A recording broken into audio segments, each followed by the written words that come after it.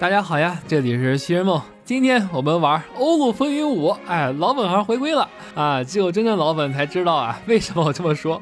好了，废话不多说啊，我们开局。首先，德里、大元、察合台这种就不玩了啊，太大了不行。欧洲这些太小的国家呢，又有些坐牢啊，破局的乐趣还是留在熟悉游戏之后吧。我推荐呢玩匈牙利。不用担心挨打，可以好好的熟悉如何运营国家，如何处理这个恶劣的内政问题。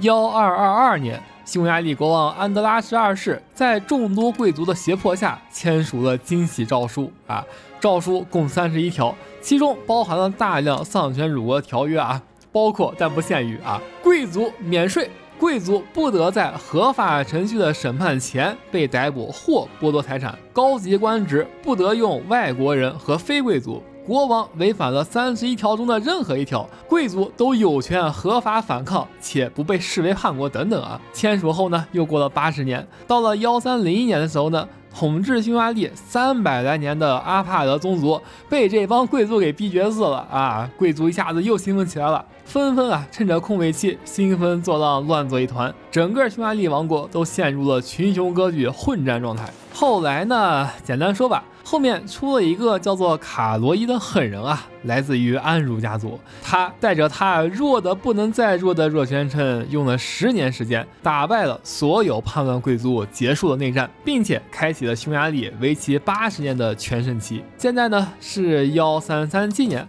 卡罗伊49岁啊，眼看就要不行了，刚开局就得处理一下这个继位问题。这里给 CK 玩家解释一下原因啊，解释一下为什么。因为这个是欧陆风云5啊，不是十字军重要3，不能够切个生活方式，然后再写本书去狗年命啊。这个到了50来岁啊，就差不多该死了，比较真实啊。死之前呢，可以再想办法削弱一下贵族啊，贵族力量44太高了。卡罗伊虽然是给叛乱贵族都打了一遍啊，但是国家根基那还是贵族，只是洗了一遍牌而已，又没有私牌。而且前朝的金禧诏书啊，仍然是存在生效的。目前贵族仍然有着4项强大的阶级特权，所以改革啊，只能从其他地方开始。比如王室改革啊，加一项贸易办事处网络，增加外交与贸易范围。再打开市民阶级的特权列表啊，给予一项铸币权，增加贵金属的产出和铸币评价，再给一项国库托管权，增加税收效率。这2项都能够大幅提升市民阶层力量，利好王室，并且对抗贵族。再打开平民阶级啊，给予平民迁徙权，允许农民和劳工自由迁徙啊，这招才是真正的釜底抽薪啊，狠狠的抽贵族。但是呢，也不能只抽巴掌不给枣，对吧？内阁候选中有一位来自贵族阶级的莫里斯啊，年轻能力好啊，刚好任命到内阁，压制贵族不满的情绪。任务可以选稳定国家啊，毕竟这个我们自己拉的话是要花钱的。再任命一位市民阶级的官员，指派他呢去鼓励大众移民到首都，发展核心经济。说到经济啊，再来看经济系统，市场贸易啊，我建议直接自动啊，毕竟这个市场千变万化，交给 AI 最合适。然后是结余，只要不加通货膨胀，铸币可以尽可能拉高。各个阶层的赋税啊，我建议也自动。AI 呢会按照阶级满意度自动调整啊，以实现不激怒阶层的情况下，尽可能的多收税。至于宫廷外交稳定啊，尽可能拉低就好了，都不要紧啊。目前来说，钱最要紧。再看生产界面，首先这个商品啊也可以自动，让 AI 自动发展原产就好了。建筑我们自己造，首先造一批贸易集市，只要市民够啊，就可以直接造满。先把贸易容量拉上来。社会界面就没什么好说的了，我们可以看一下人口的界面啊，这里可以按照满意度排序，了解一下为什么这帮暴徒刁民想反正。比如这里呢，就是犹太人想反正啊，因为他们反对匈牙利的主流天主教，并且呢，我也不包容他们啊，这个不要紧啊。我预感啊，很快呢就会有些这个小老鼠啊来匈牙利做游戏了，到时候我就说是犹太人带来老鼠，对吧？给他们这个收捕一下就好了嘛。哦，对了，我说的是受捕人啊，老鼠抓不完的。最后说一下革新啊，这个革新数呢还是很复杂的。我建议呢，第一次玩就直接按照这个推荐革新一直研究就好了，等有心气儿了再仔细研究这个革新数。到这里开局设置的就差不多了，再来看一下继承吧。首先这个大儿子呢，虽然说成年了，但因为是私生子啊，没有继承权。二儿子拉约什11岁啊，目前是继承人。这里改一下精英教育，成年之后呢，属性能稍微好一些啊，多花不了几个钱。专制统治啊，这个是匈牙利开局必出的第一个事件。如果选择第一个选项，那么卡罗伊呢会获得一个入土的特质，内阁席位+1，立法效率加10%啊，多一个内阁还是很香的啊。但是贵族减10满意。第二个选项呢，则是贵族白长10满意啊，这个怎么说呢？卡罗伊啊还能活个3-5年吧，对吧？多个内阁还是很爽的，让贵族忍一忍。第3席内阁指派去南边洗下东正教，等有机会就南下。然后呢，是匈牙利开局必出的第二个事件——维谢格拉德会议。现在的波兰国王没有子嗣，而他的妻子呢是我的老婆啊，不是他的姐姐是我的老婆，所以呢，我们可以提出王冠联合继承制。如果他死前没有生出男孩，那么呢，就由我和他姐姐的孩子继承波兰与匈牙利的2顶王冠。至于选择，那肯定是选巩固统治啊，对吧？百利而无一害啊。很快呢，第一批贸易市集就修好了，贸易容量大涨。接下来研究商品，其实也没什么好研究的。匈牙利这个矿产资源丰富，出资建这个珠宝行会就好了，多生产一些珠宝就能暴赚。在建筑这里可以看到啊，贸易集市运转效率都因为缺少珠宝而降低了1/4。跑了一会儿，珠宝行会修好了，收入折线图暴涨啊，太棒了！当地市场的珠宝需求满足了，接下来呢就需要大量的金仿品。哎，刚才谈了什么东西？哦，国王死了，活了2年，活了2年，51岁死了，那有点太亏了啊！早知道你死这么快，我当时专制统治我就选第二个，加贵族满意了。哎，不要紧，再修一些这个木匠行会啊，家具也是需要的，这些都是怎么修怎么赚的。接下来再说一下国会。金禧诏书要求国王必须每年开4国会，115里面呢没有这样的特殊设定啊，冷却时间与其他国家一致。这第一次国会的议案可以选择贵族最支持的军事演习啊，支持度非常的高啊，一定是可以通过的。所以国会进行的时候呢，可以消耗50%的支持度，变更法律啊。贵金属分配从禁止出口改为无限制出口啊。那不许出口怎么赚钱嘛，对吧？怎么扩大产量？我们这么丰富的矿产资源不能烂在境内啊。至于说少了50%的支持度啊，议案无法通过怎么办呢？啊，那就不通过了嘛。失败只是掉期的稳定而已，通不过就让贵族去找自己的问题啊。反正我想改的已经改了 ，AI 已经开始自动花钱啊，帮我连升了5座金矿，忙着赚钱了。市民阶级也在忙着修路前往金矿啊，那些贵族不重要的。哦，对了。还有这种啊，邀请定居者，有钱就直接帮忙定居就可以了，人自然是越多越好了。可以理解为呢，是花了280块钱，得到了一个人口增长速度加100%的增益啊。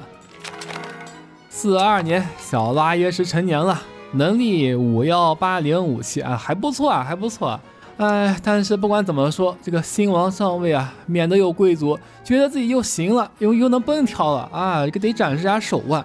刚好南面的宿敌塞尔维亚在侵略这个安科纳啊，想要扩展势力到意大利半岛，那这狼子野心他日必为生还，该杀！宣战，阐释霸权，全军集结于彼得堡，分为前后2军，分别由贵族军官奥拓与国王拉约什亲率。此役定要让这塞尔维亚野心破灭。拉约什带着部众深入敌腹，而奥拓呢带着8000余众攻打外围要塞。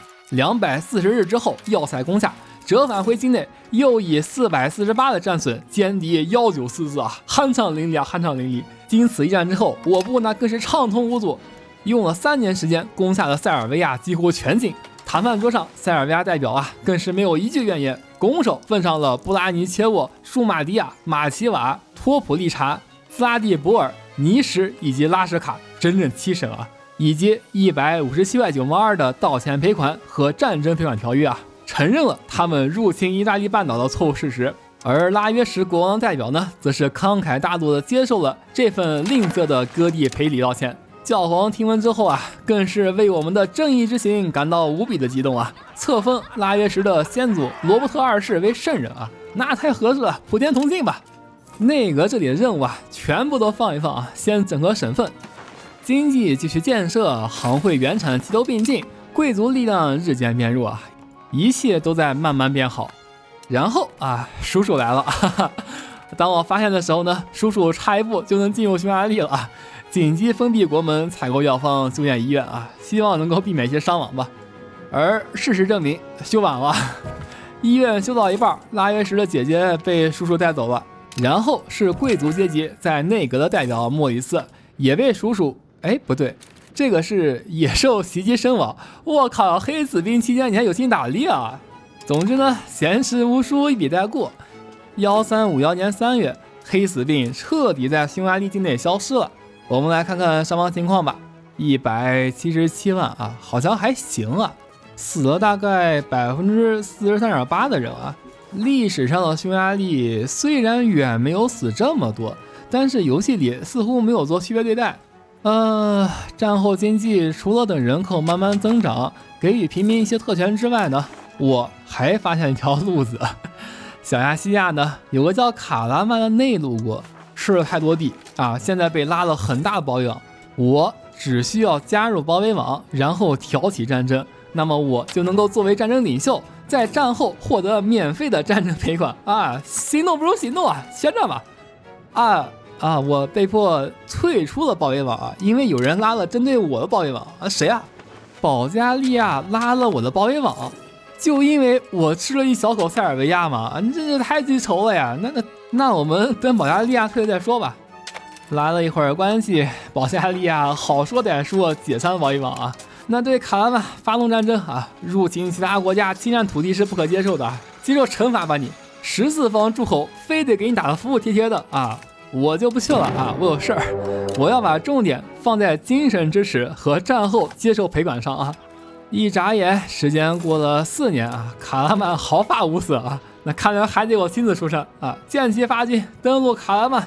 很快全军集结好了啊，然后我发现一件事啊，首先呢，我没有船，其次呢，我也没有周围国家通行权，我也到不了海边，路上的话要一串通行权，那更不现实了啊，遂解散全军。就这样呢，又过了4年啊，4年又4年，卡拉曼终于被13方诸侯攻下了。谈判自然是有什么拿什么了。首先是35块6毛8的赔款给我们13方诸侯，要求拆除要塞，释放国家，向我支付赔款，给我军事通行和食物补给权啊，然后羞辱啊，好，就这样吧，发动要求。接着呢，匈牙利王国收到了2块2毛4的赔款啊，也算不亏吧。这个毕竟什么力都没有出，更何况呢，还有每个月0.56的战争赔款。再来看西方教会分裂局势啊，除了西班牙和法兰西，甚至那不勒斯都支持改革啊，那我自然是趋炎附势了。不过是有代价的，我可不是随随便便就能支持的。哎，好，收到了法国送来的76块钱奖赏啊，值了。回国再颁布王之敕令啊，要嘴教皇，能有嘴到底嘛，对吧？钱不是白拿的，刚好呢还能够进一步提升王室力量。